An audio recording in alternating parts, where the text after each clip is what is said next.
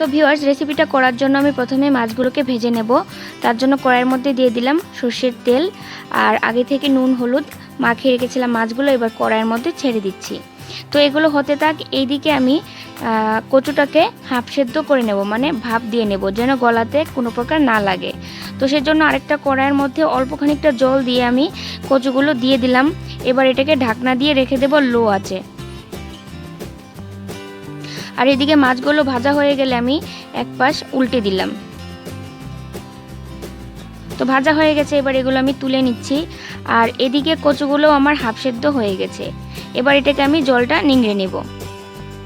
এবার কড়াইয়ের মধ্যে আরও বেশ খানিকটা তেল দিয়ে দিলাম, আর ফোড়নে আমি দিয়ে দিচ্ছি মেথি আর গোটা জিরে। এখানে কিন্তু শুকনো লঙ্কা, তেজপাতা এগুলোও কিন্তু ফোড়নে দেওয়া যেতে পারে। তো আমার কাছে শুকনো লঙ্কা ছিল না, তার জন্য আমি এখানে কাঁচা লঙ্কাটা ইউজ করলাম।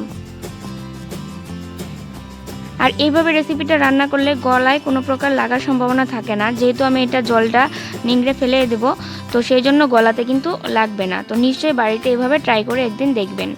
তো এবার আগে থেকে যে আমি সেদ্ধ করে রেখেছিলাম কচু আর টুকরো করে রাখা আলুগুলো কড়াইয়ের মধ্যে দিয়ে দিলাম। এবার এটাকে ভালোভাবে ফ্রাই করে নিতে হবে। তবে এখন আমি এর মধ্যে দিয়ে দেব পরিমাণ মতো লবণ, দিয়ে এটাকে আমি ভালোভাবে নাড়িয়ে ঢাকনা দিয়ে রেখে দেব লো থেকে মিডিয়াম আঁচে। তো এবার ঢাকনা তুলে দেখে নিব।